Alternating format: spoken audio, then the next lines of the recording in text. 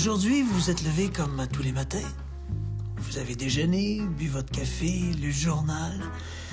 Une de ces journées où tout semble parfait. Le soleil est au rendez-vous, les enfants ont pris le chemin de l'école sans faire trop d'histoire. Votre horoscope était favorable. En amour, au travail, l'argent, la santé. Puis, sans trop comprendre pourquoi, le bel équilibre se brise. Et la journée s'annonce soudainement beaucoup plus longue que prévu. La semaine aussi. Peut-être même l'année.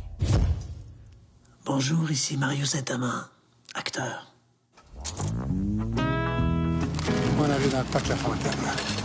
La fin de l'expérience approche pour les deux naufragés, mais ils sont pas encore au bout de leur peine, loin de là.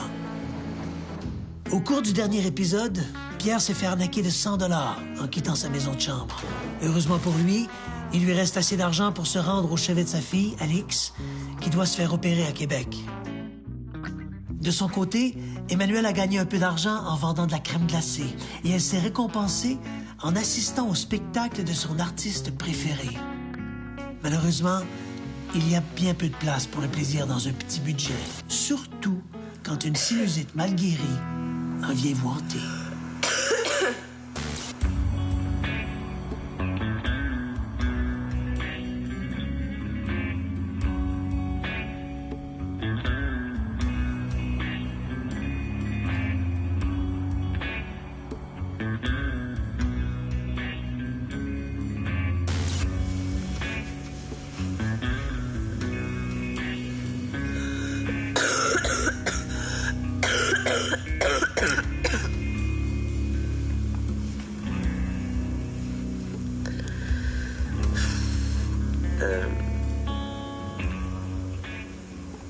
Il doit être 5 heures du matin.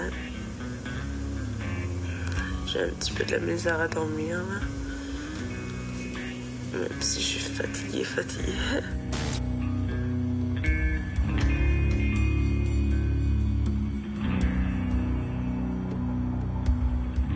En principe, tous les hommes avec un grand H naissent libres et égaux. C'est vrai, mais dans la réalité, vous savez comme moi que c'est bien différent. Particulièrement quand on a des problèmes de santé. On s'entend que la pauvreté n'est pas directement responsable de la sinusite d'Emmanuelle, mais un fait demeure. Être pauvre, ça rend malade, et être malade, ça rend pauvre. La pauvreté, ça se soigne comment?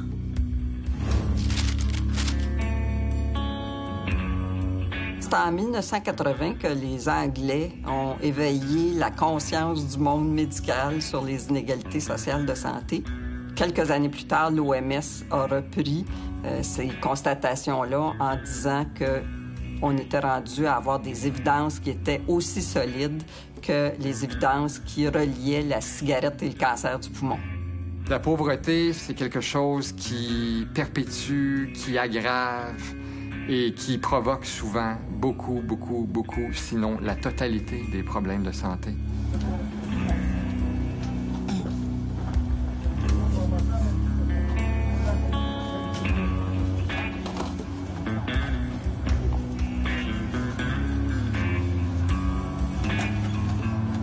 Bonjour. Allô?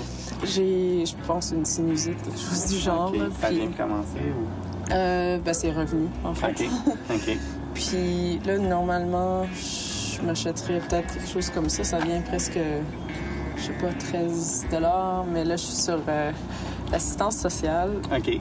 Puis je me demandais comment ça marche. Est-ce qu'il y a moyen d'avoir ça comme à prix modique ou gratuitement à quelque part? Ou... En fait, c'est ça pour... vous avez droit à des médicaments gratuits qui sont prescrits seulement. Donc, les médicaments en vente libre ne sont pas prescrits. Ça, c'est des médicaments qui ne vont pas vous aider à guérir. C'est pour calmer les symptômes. Ça fait que le pharmacien m'a suggéré ces deux produits-là. À prix régulier, ensemble, ça vient à 15,49. Trop cher. Là, c'est en solde. Mais c'est pas toujours en solde quand t'en as besoin. Fait que moi, je choisirais, puisque ça fait un bout que je suis quand même malade, j'irais faire l'attente, j'irais à un centre de santé. Je peux pas me payer ça. Je peux pas. sachant que le mois prochain, j'ai encore seulement si peu d'argent, j'aurais dépensé différemment et probablement moins. Comme au lieu d'aller voir un concert de Rufus Wainwright. Quand on essaie de comprendre les liens entre pauvreté et mauvaise santé, il y a un élément qui apparaît tout de suite, c'est celui du stress chronique. C'est le stress de manquer d'argent au quotidien, le stress de ne pas être capable de planifier, le stress de ne pas savoir si on va arriver à la fin du mois. Le stress chronique, nos organes ne sont pas faits pour le tolérer. On n'a qu'à voir les gens après plusieurs années, ça paraît, il y a un vieillissement prématuré, il n'y a aucun doute. Se nourrir, s'occuper des enfants, chercher un emploi. Parfois, ils font face à une sorte d'avalanche de problèmes. Alors, dans ces conditions-là, prendre soin de ses dents ou prendre soin de soi, c'est très difficile. C'est pas forcément la priorité. Il y a des familles qui partagent les brosses à dents, qui n'ont pas les moyens d'acheter une brosse à dents pour chaque membre de la famille. Et puis au bout d'un mois, les poils de la brosse à dents sont pas mal usés. Il faut en changer. Une brosse à dents, c'est 3 ou 4 $. Vous avez 4 enfants, ou 3 enfants, ou 2 enfants. C'est quand même une dépense qui n'est pas négligeable pour des gens qui ont des très, très petits salaires. Aller chez le dentiste, ça fait mal, ça coûte cher. Surtout pour les petits travailleurs ou les personnes âgées qui n'ont pas d'assurance dentaire ou encore d'aide sociale pour aider à payer la facture. Heureusement, il y a des initiatives inspirées et inspirantes.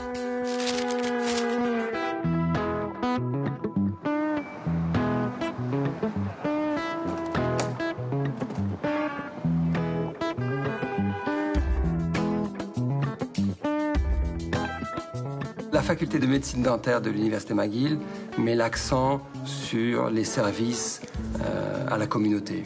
Nous nous attachons à la lutte contre les inégalités de santé dentaire. Et dans ce cadre, nous avons un programme qu'on appelle le programme Outreach, dans lequel les étudiants fournissent des services aux communautés les plus défavorisées, les personnes sans abri, les jeunes de la rue, les enfants défavorisés.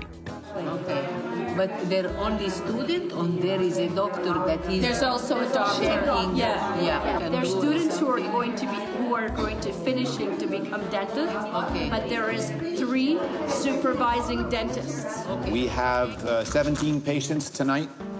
Some of the patients have dentures, so we don't know how long we'll be working on those patients. All right, away we go. How are you?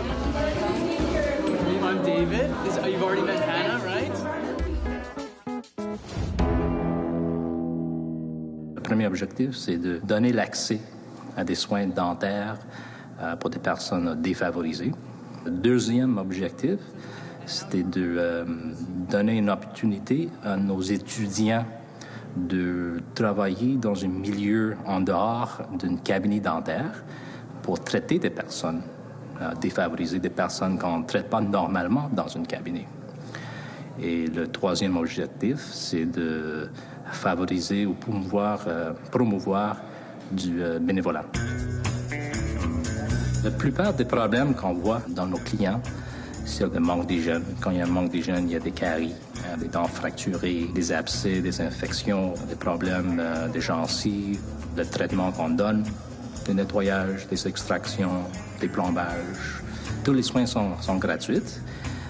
Des cas où on a besoin de fabriquer des prothèses, nous avons un fonds qui paye pour le traitement de ces patients. Cette année, on va faire les soins dentaires pour à peu près 500 patients. Et je pense que c'est très, très bon pour la communauté de Montréal d'avoir une clinique qui visite chaque région de la ville. Il y a un lien très fort entre le revenu et la santé dentaire. Moins on est riche, moins on a de chances d'avoir de bonnes dents, moins on a de chances d'avoir de belles dents. Dès la maternelle, vous avez des différences majeures entre enfants des familles pauvres et enfants des familles riches. Les enfants des familles pauvres ont 2 fois plus de caries que les enfants des familles riches. Dans les années 90, on a réalisé que parmi les couples les plus pauvres, un adulte sur 4 est totalement édenté, essentiellement en raison de la carie. Dans les groupes à revenus élevés, ce pourcentage tombait à 6%, je pense. On pense souvent que les personnes en situation de pauvreté se moquent de leurs dents, ne sont pas préoccupées par leur sourire. En fait, c'est tout le contraire. Dans mes études, on a rencontré des personnes qui hésitaient ou même ne faisaient pas une démarche de demande d'emploi parce qu'il leur manquait des dents antérieures. Elles étaient tellement... elles avaient un sentiment d'humiliation tel qu'elles n'osaient pas appliquer pour des emplois. Il faut que l'on considère tous les patients, mais les personnes en situation de pauvreté en particulier, comme des individus qui vivent dans un contexte particulier, que l'on ne s'arrête pas qu'à la dent carriée. Il faut qu'on prenne les individus dans leur ensemble.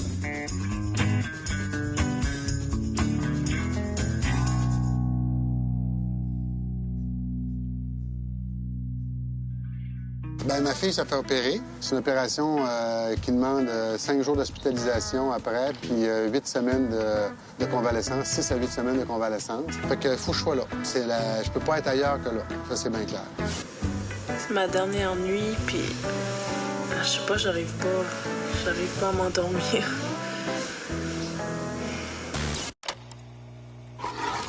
La vie continue malgré tout pour nos 2 naufragés. Et Alix, la fille de Pierre, a finalement obtenu un rendez-vous qu'il attendait depuis 2 ans pour une opération. En plein cœur de l'expérience, on a permis à Pierre de retourner à Québec en lui demandant de le faire selon les paramètres de l'expérience. C'était pas prévu dans son budget, mais quand la maladie frappe un proche, on n'a pas l'option d'être là ou pas. Et ça, peu importe les entrées d'argent qu'on a. Je pourrais toujours faire du pouce, OK? Mais faire du pouce, il faut que je me rende déjà sur l'autoroute. Puis je veux pas dépendre, je veux pas que ça soit un transport qui est pas précis, qui est pas ponctuel. Je peux pas me permettre d'arriver en retard. Donc je vais y aller avec Allostop ou Amigo, ces systèmes-là. Mais ça va me coûter 42$ aller-retour. 42$, là, je l'ai pas, là, 42$, OK? J'ai pas prévu ça, moi, 42$, OK? 42$ sur 592, calcule ça, ça fait autour de 7-8%.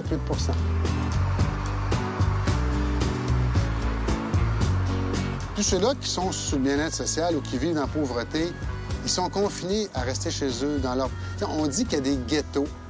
Bon, on s'organise pour qu'ils restent dans le ghetto. Ils peuvent pas vraiment prendre un transport en commun. Ils peuvent pas vraiment aller voir leur famille ou leurs amis qui est à l'extérieur parce qu'ils n'ont pas les moyens de se taper un transport interurbain ou des choses comme ça. Ils n'arrivent pas s'ils assument tout ça. Ils n'arrivent pas s'il leur arrive une bad luck, OK? Et 2 petites bad luck, moi. Un cadenas de 22$, puis Amigo ou Allostop, 42$. Je suis rendu à 64$. Mais des bad luck, ça fait partie de la vie, là. Ton frigidaire pète, t'es malade. Ils vont dire, bah, les gens du BS, ils payent pas les médicaments. Mais c'est pas quand même tous les médicaments. Puis quand t'es malade, ça veut dire que t'es pas actif. Il y a des choses que tu peux pas faire, OK? Peut-être que t'es pas capable de t'occuper de ton enfant. T'es peut-être obligé de payer une gardienne ou quelque chose comme ça. Bon, il peut y avoir plein d'affaires, OK? Donc, ça prend pas grand-chose pour que, tu sois déjà en dehors de ton budget. Puis t'arrives plus.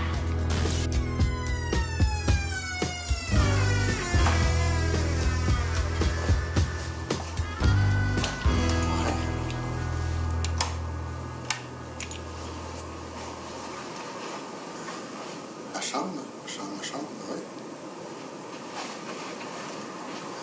Salon.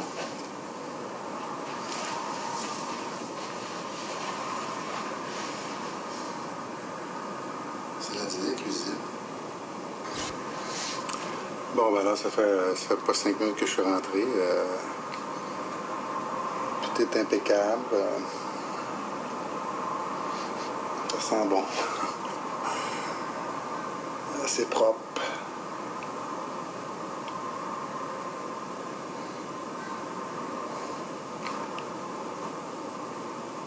C'est confort.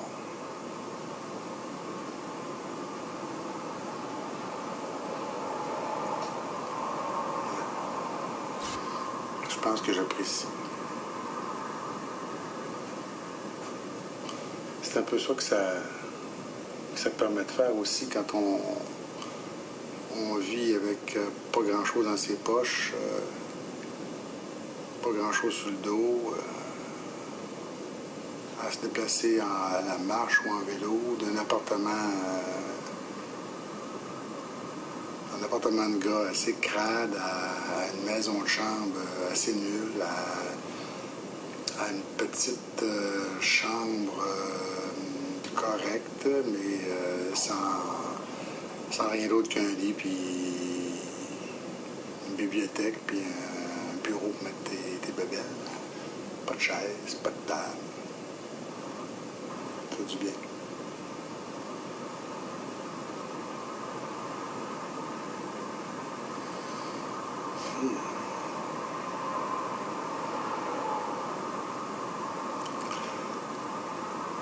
Alors, c'est ça. On va passer aux choses plus sérieuses. Alors, on se reparle un peu plus tard. Comme tous les citoyens canadiens, la fille de Pierre peut compter sur l'assurance santé pour se faire soigner, mais la couverture a des limites, même quand on est sur l'aide sociale. Un bon exemple, les lunettes. Les bénéficiaires ont droit à un petit montant, mais au prix où sont les lunettes, ça couvre rarement les frais. Alors, tu fais quoi pour payer la différence?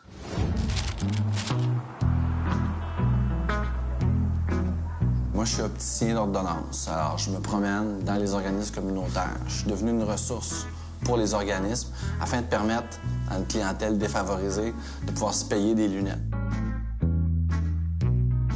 J'ai vu des gens arriver, des fois, ça faisait 3, 4, 5 ans qui n'avaient pas pu avoir de lunettes avec des prescriptions assez monstres, assez solides comme prescription. Pas de lunettes. Ils se débrouillent, ils demandent à du monde de les aider. Ils vont s'acheter des lunettes de dépannage au Dollarama où ils se sont pognés une loupe à quelque part qui peut les dépanner de temps en temps. Il y a 40 du monde qui ont besoin de lunettes qui n'en ont juste pas. Ils n'ont pas les moyens. Il y a un programme qui existe à l'aide sociale pour les aider à acheter des lunettes. Maintenant, le prix que les commerçants vont demander souvent demande un apport de 150, 200, des fois 300 puis 400 $ de plus que le montant que l'aide sociale alloue. Et c'est là que le service est apprécié, puis c'est pour ça que ça fonctionne bien. C'est-à-dire que j'ai basé mes prix sur la charte de remboursement de l'aide sociale. Donc, pour un enfant, avec les parents sur l'aide sociale, un enfant en charge qui est couvert, mon prix, c'est ce que l'aide sociale donne, plus 0 $. Donc, de A jusqu'à Z, ça coûte rien. Pour un adulte, il y a toujours une option à 20 $. Un foyer, soit vision de loin, vision de près, juste de proche ou juste de loin. 20 $ de plus que le montant que l'aide sociale rembourse. Salut Michel, ça va? T'as-tu des gars pour moi? Non, il n'y a pas personne. Non, personne. Bon, ben, tu me les enverras, c'est quelqu'un. J'ai pas de publicité, donc je me coupe beaucoup de frais fixes. Mon bureau est chez nous, donc ça fait beaucoup de frais que j'ai pas besoin de mettre dans le prix des lunettes. Et, point assez important aussi, je vends pas de marque. C'est une très bonne qualité quand même. Tout est garanti de la même façon que dans les commerces d'optique conventionnels, mais il n'y a pas de marque. Voilà. Ça marche avec le bouche à oreille. Je fais pas beaucoup de pubs, je suis chanceux. Dans les tables de concertation des organismes communautaires, les gens en ont parlé. Là, maintenant, il y a des gens à Sainte-Justine qui m'envoient du monde, au Children's Hospital aussi, des infirmières qui m'appellent dans les écoles aussi. Les enfants voient pas. Déjà qu'ils sont dans des milieux défavorisés, ils partent avec 2 prises contre eux autres parce que, bon, ils sont pas dans le cadre qui va stimuler au mieux leur éducation. Mais si en plus, s'ils voient pas dans leur cahier, on se ramasse à peu près avec un décrocheur 9 fois sur 10, ça va pas aider. Hein. I'm gonna give you some glasses that you can try, all right? Quand les gens entrent dans un commerce, il y a une petite game qui se joue, ils se font regarder un peu de haut s'ils sont pas bien habillés. Alors, ils sont pas très à l'aise à aller magasiner dans les magasins typiques. Tandis que moi, en venant à Bonneau, en allant à Jeunesse au Soleil, en allant au Mission Brewery, en allant dans des banques alimentaires, en allant au Chic Resto Pop, bien là, je les prends dans leur environnement où est-ce qu'ils sont à l'aise. Alors, le contact est beaucoup plus facile que si ça se passait dans un magasin. Bon, alors, foyer progressif, transition, anti-reflet... Il y a eu un cas assez particulier une fois à Jeunesse au Soleil, un jeune de 18 ans avec un retard, une déficience intellectuelle assez majeure. Il y avait une casquette tout croche, un morceau de paille dans la bouche, puis il soufflait. Il y avait une déficience assez majeure. La mère me montre la prescription, Puis je fais « Wow, attends, c'était assez majeur comme prescription. » Elle aussi, elle avait besoin de lunettes. Ça faisait des mois qu'ils savaient maintenant que les deux avaient besoin de lunettes. Les deux prenaient de l'aide sociale, étaient incapables de s'acheter des lunettes parce que les prescriptions étaient quand même assez solides, donc assez fortes. Ils ne pouvaient pas se les payer dans les commerces réguliers.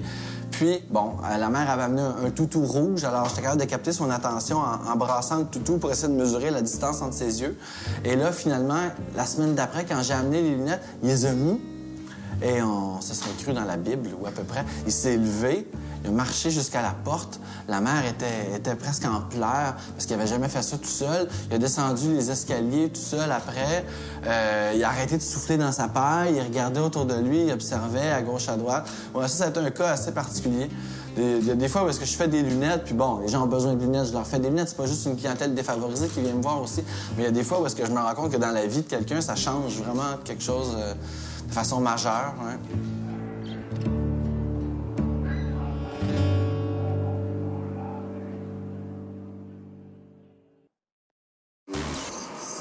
Bon, Alix est en train de se repérer. Moi, je suis à la maison. Je pense que tout va bien aller. Tout semble être sous contrôle.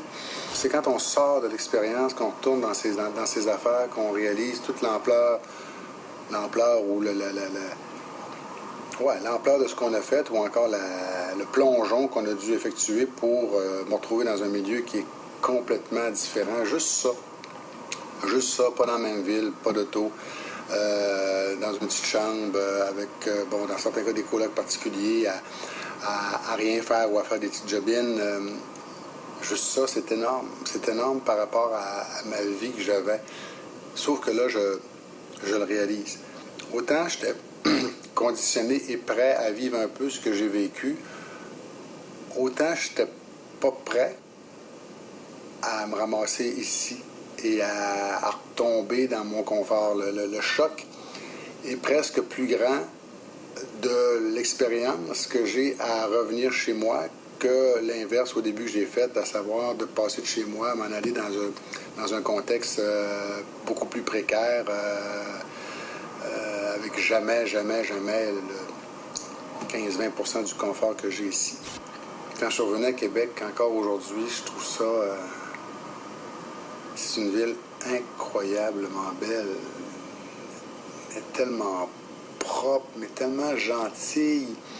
Je dis pas qu'il n'y a pas de misère à Québec, là, parce que, bon, il y a des secteurs que je connais très bien qui sont problématiques, mais elle semble tellement moins importante qu'à Montréal et surtout tellement moins visible. Bon, oui, je suis dans des secteurs difficiles à Montréal, mais quand même, sur le plateau, t'en vois de la misère, puis le plateau, on s'entend, c'est pas de la merde, là. Tandis qu'ici, tout est plus parfait. Les gazons sont tous parfaits. Tout est plus à sa place. Et ça m'énerve un petit peu. J'ai presque hâte de retourner à Montréal.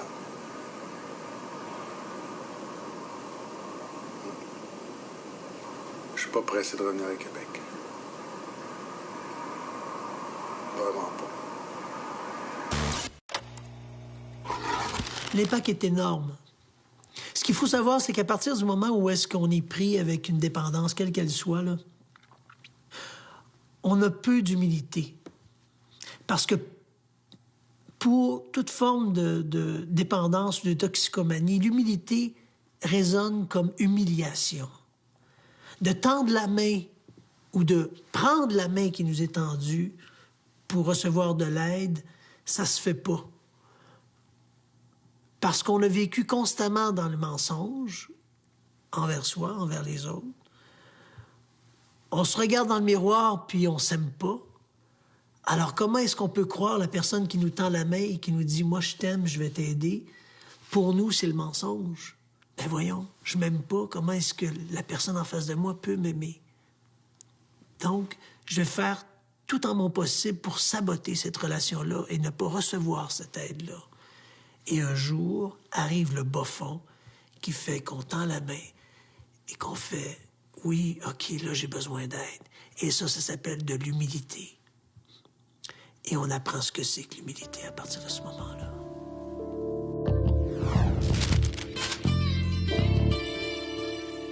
Un jeune de la rue qui est toxicomane, Sa première préoccupation, là, ça ne sera pas de faire de la prévention pour sa santé puis d'aller faire contrôler sa tension artérielle, on s'entend. Il y a des exemples moins extrêmes, mais il y a quand même un stress quotidien. La mère de famille monoparentale qui cumule un travail, deux enfants et tout ça, sa santé, elle, n'est pas sa priorité. Une maman, une famille monoparentale, expliquait qu'elle avait eu un problème dentaire en novembre, qu'elle avait vu un dentiste qui lui proposait des traitements, mais que décembre approchait et que c'était Noël. Et donc elle a dû faire un choix, soit les cadeaux pour ses filles, soit le traitement dentaire. Alors elle a choisi de payer les cadeaux pour ses filles et à retarder le traitement. L'autre chose, c'est que c'est pas toujours agréable comme expérience de consulter dans les services de santé parce que vous avez un problème de poids et puis vous avez peut-être un début de haute pression. On vous demande si vous mangez des fruits et légumes, pas beaucoup parce que vous habitez près d'un dépanneur, c'est ce qu'il y a comme ressource alimentaire, puis il n'y a pas beaucoup de fruits et légumes dans le dépanneur, vous n'avez pas d'endroit pour stocker, puis vous avez de toute façon, vous n'avez pas de voiture pour aller à une grande surface. Alors là, non, vous ne mangez pas beaucoup de fruits et légumes, mais vous fumez, puis vous n'avez pas maigri depuis la dernière fois. Alors, comment vous sentez-vous? Il faut éviter de culpabiliser, de blâmer les personnes en situation de pauvreté. D'abord, elles sont très sensibles aux remarques qu'on peut leur faire. Et on oublie très souvent que ces personnes-là vivent des choses très difficiles dans leur vie, qu'elles ont surmonté des tas de défis pour en arriver finalement à une consultation. Et consulter, parfois, c'est une victoire.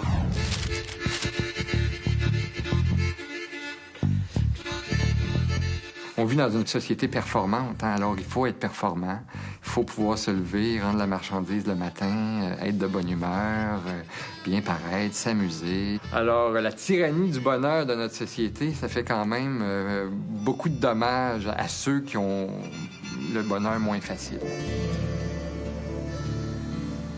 Le plus gros problème qu'il y a à régler, c'est santé. Santé, pas juste santé et pilules, là, parce que ça peut créer d'autres problèmes. Si tu donnes ça comme des band-aids, là, des pilules, tu vas pas à la souche du problème. Ça, il y a beaucoup de ça, on dirait. Ça, c'est un gros problème dans notre société en général, mais ça en crée d'autres côté pauvreté, là. Ça va tout ensemble. Puis, côté santé mentale, ça, c'est number one, là. C'est pas possible de faire des bons choix dans ce temps-là. Si t'as mal aux dents, tu vas voir un dentiste. Si t'as besoin de lunettes, tu vas voir un optométriste. Si t'as un bras cassé, un médecin va te faire un plâtre. Les soins de santé, ça peut être beaucoup plus simple qu'on le pense. Mais quand c'est toute ta vie qui fait mal, quand t'arrives plus à savoir où et pourquoi t'as mal, ça devient difficile de mettre le doigt sur le bobo. Autant pour la personne que pour le médecin. Lorsqu'on a plus de moyens, on peut facilement aller consulter un psychologue, voir un psychiatre dans le privé. Alors que lorsqu'on est pauvre, on doit se satisfaire des ressources du système public. Les salles d'attente sont bondées. Le médecin est sous pression parce qu'il y a un débit important. La personne qui arrive devant le médecin avec un problème de santé mentale n'est pas nécessairement bien reçue parce que l'évaluation d'un problème de santé mentale, ça prend du temps. Il faut poser des questions. Il faut établir une alliance thérapeutique pour que la personne devant nous veuille bien nous répondre. Alors, il faut être calme, il faut avoir son temps. L'autre chose, c'est qu'une personne avec des problèmes de santé mentale a souvent honte de ce problème-là. Il y a encore quand même beaucoup de stigmatisation liée aux problèmes de santé mentale. Et quelqu'un qui est pauvre a aussi honte de cette condition-là et peut être intimidé d'aller chercher de l'aide auprès de professionnels. Donc, ce qui fait que ça peut retarder la consultation. Ça peut faire en sorte que le problème se chronicise, devienne plus difficile à traiter.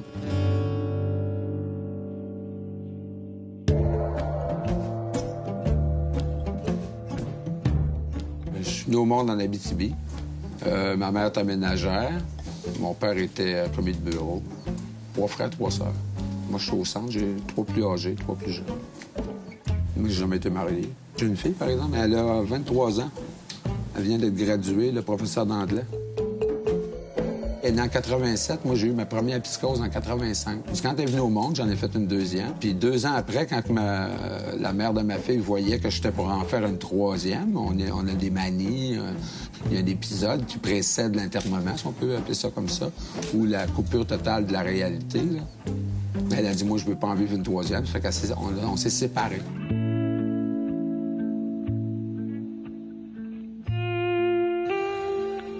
Je sais pas comment c'est arrivé. Ça a commencé comme au niveau visuel. C'est comme s'il y avait des distorsions, un peu, tu sais, pas trop sûr. Puis après ça, c'est ça, la psychose, dans le sens que tu te coupes de la réalité, puis là, tu vois des choses, tu entends des affaires. Au début, on passe par-dessus quand on est fort. Pour d'autres, ils s'écraseraient, mais moi, je suis pas fort. Fait que j'envoyais promener le monde, tu sais. Puis il me disait, tu es obligé de prendre tes médicaments, René. Je mange la mort des médicaments, je me soigne tout seul. Après la séparation, je suis allé faire une formation, c'est ça, 3 ans en service social. Puis là, j'ai retombé en psychose un peu. J'étais trop tendu parce que mon directeur de thèse, il me dit, parce que j'étais pas d'accord avec le sujet, alors je pète des fuses. C'est un peu ça ma maladie mentale, si on peut dire. Puis si quelqu'un il pense que parce qu'il y a un poste de responsabilité, ça lui donne de l'autorité nécessairement, c'est pas vrai. Moi, j'étais dans la cave assez souvent, mon gars. J'ai des cales ici, des bosses sur les genoux, tellement j'étais à genoux longtemps. J'étais très violenté quand j'étais jeune par un père autoritaire puis une mère autoritaire, des coups de strap, des coups de bâton. Alors, je t'inapte au travail à cause de ça, puis c'est un psychiatre qui me l'a donné. Ça fait depuis 2003 que j'ai pas eu de problème de santé mentale, si on peut dire. Depuis que j'ai eu une stabilité économique, justement. Puis depuis ce temps-là, je fais des programmes. Dans le but de me refaire, de peut-être aller essayer de voir si je serais pas capable d'accepter qu'un boss soit un boss, tout simplement. Ça fait 2 ans que je travaille là. C'est une mission, là. On donne un repas par jour. Je suis un missionnaire, je travaille dans une mission. J'étais un moine qui fourre, comme...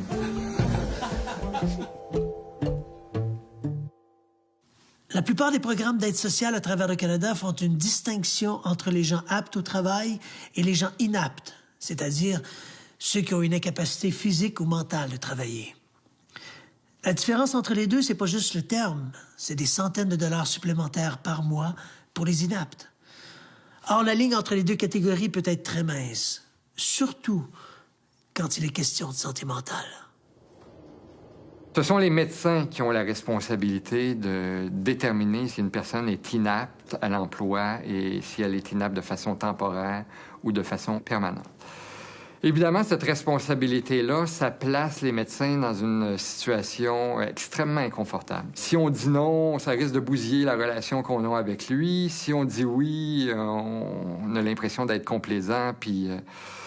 Ça fait que c'est extrêmement difficile pour nous de répondre adéquatement à cette demande-là. Quand moi, je suis devant un de mes patients que je connais et que j'estime qu'effectivement, cette personne-là, elle sera pas apte à travailler et que le supplément va l'aider, va aider cette personne-là qui est en face de moi, va améliorer sa qualité de vie, je brode autour d'un diagnostic. Partout au Canada, des milliers de médecins, de professionnels de la santé se battent jour après jour pour faire reculer la souffrance, la misère. Chaque jour est constitué de victoires, mais plus souvent qu'autrement, la misère finit quand même par l'emporter. J'avais une famille dans ma clientèle où la mère était légèrement déficiente, avait besoin de beaucoup d'aide. Il y avait 2 petites filles absolument charmantes. Et tous les intervenants du CLSC où j'étais, là, c'était concerté. Il y avait des problèmes à tout bout de champ à régler avec le gaz qui était interrompu, mettre les enfants en garderie. Et ça allait finalement pas si mal, avec beaucoup de soutien. Les enfants avaient fait du progrès en garderie. On entrevoyait une entrée à l'école réussie, donc une possibilité de scolarisation et d'amélioration des conditions de vie. Et à un moment donné, j'étais dans mon bureau et j'ai reçu la visite, je pense, d'un policier de la GRC et qui m'a avoué que mes patients étaient pris dans un réseau de pédophilie, qu'il se demandait si j'avais vu des choses, j'avais vu des signes. Et en fait, la mère, pour arriver avec ses fins de mois, s'était laissée un peu entraîner. Il avait prostituée, là, sa plus vieille qui avait 7 ans, puis l'autre qui avait 5 ans. Et quand on sait les conséquences de l'abus sexuel chez les enfants, quand on sait ça, qu'on sait que c'est à long terme, on sait qu'on vient de démolir un enfant.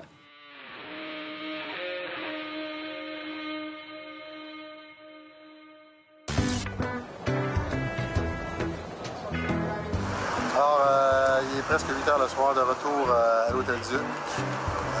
Tout s'est super bien passé. L'opération s'est super bien passée, même mieux que ce qu'ils pensaient. Ça a pris moins de 3 heures. Aucune complication, aucune adhérence, pas de gras. Donc, ils ont tous vu les organes, ils ont tous pu travailler à leur aise. C'est super. Moi, je suis... pas juste moi, je suis soulagé. La mère aussi soulagée, la fille. Et là, je m'en vais lui porter un petit bouquet parce que je pense que c'est la moindre des choses. Alors, voilà. Après avoir vécu 2 mois loin de leur confort, il est temps pour les 2 naufragés de retourner à leur vie respective. Mais n'allez pas croire que l'expérience s'arrête ici. Au contraire, le choc du retour pourrait être encore plus brutal qu'à l'arrivée. Dès le premier jour, Emmanuel et Pierre se sont investis corps et âme dans l'expérience sans jamais tricher. Ils se sont conformés à chacune des règles pour eux, mais aussi par respect pour tous ceux et celles qui vivent dans la pauvreté au quotidien. Est-ce que l'aventure les aura transformés? C'est ce que nous saurons au prochain épisode. Pour l'instant, après des semaines de privation et de compromis, nos 2 amis ont éprouvé le même désir, se récompenser.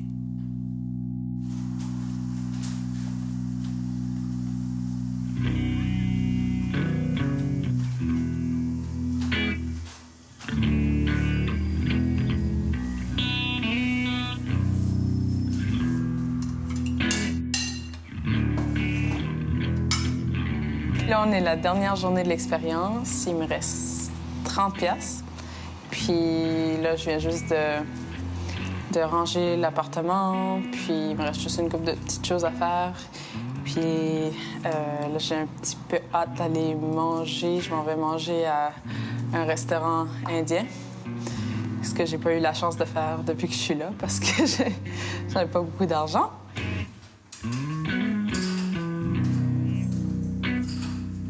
Je suis contente d'une façon de retrouver mes petits conforts, mais d'une autre façon, je sais pas, j'ai une petite nostalgie en même temps. Je sais pas pourquoi, là.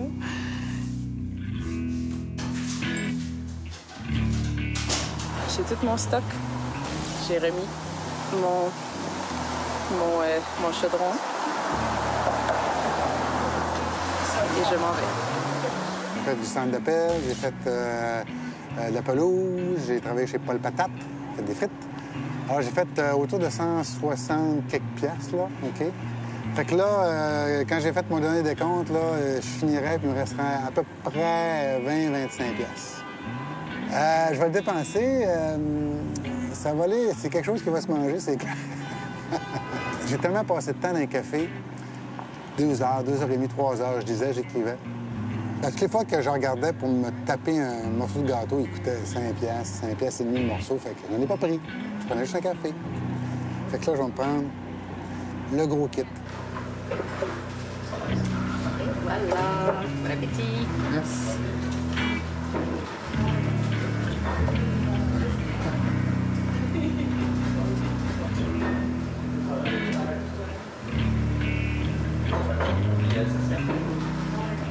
C'est tout le volet privation, là, que les gens pauvres, OK, ou qui n'ont pas beaucoup d'argent, ils sont obligés de composer avec ça toute leur vie, tout le temps, tous les jours, sur tout.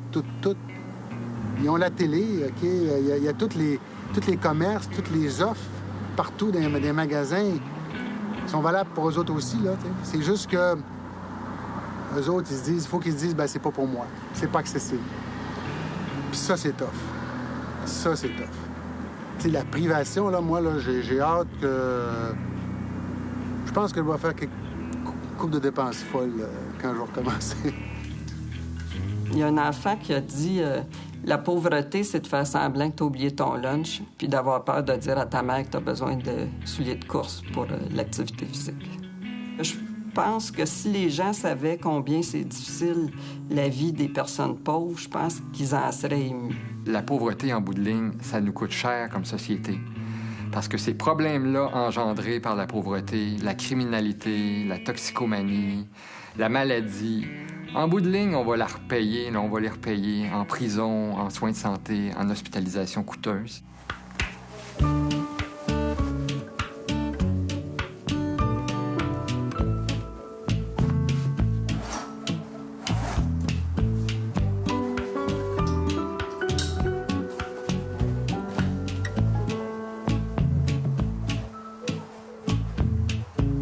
Comment veux-tu qu'on survisse? On est tous au salaire minimal. Y a pas de danger de faire une overdose avec des miettes. Je vais laisser des choses à OBM, le pavillon Patricia McKenzie. Je vais laisser des choses à la maison des amis où j'ai passé un peu de temps. Moi, je sais que quand je m'en retourne à Moncton, j'ai une job. Je le sais que j'ai un appartement, j'ai mes choses, j'ai des gens qui m'aiment, j'ai des gens que j'aime. Tout ça, je le sais, fait que c'est beaucoup plus facile à vivre avec moi en sachant que après, t'as pas besoin de bûcher autant. Puis si j'avais la perspective de « OK, je sais pas ce qui va se passer, puis je suis pauvre, là, qu'est-ce que je vais devenir? » Je sais pas si j'aurais été aussi calme, aussi positive, aussi souriante. Je me suis pas ennuyé pas en tout, hein. Ça un petit peu. Ah, ça aussi, tu sais, regarde, ça, c'est... Ah! Les gâteux, les séniles, qui tiennent le gouvernail. Ils sont même pas rendus compte que le bateau est plus dans l'eau.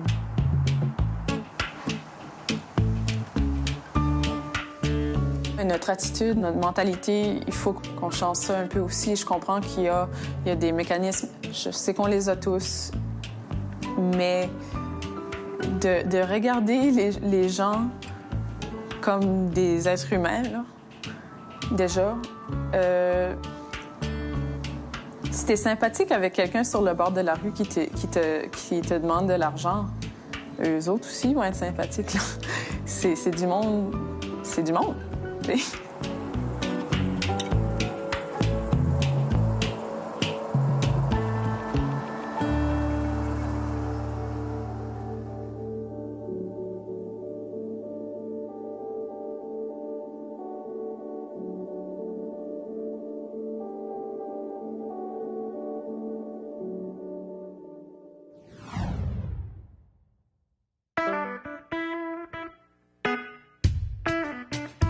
Je frissonne.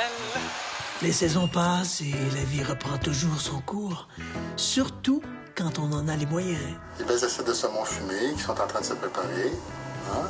Emmanuel et Pierre ont retrouvé leurs amis, la famille, le boulot, avec un soulagement bien légitime. Mais malgré la douceur du quotidien, pouvaient-ils vraiment tourner la page? 4 mois plus tard, nous les avons invités à revenir sur les lieux de l'expérience, parce que nous avions envie de savoir ce qui avait changé dans leur vie, mais aussi pour rêver à ce qui pourrait changer dans la nôtre.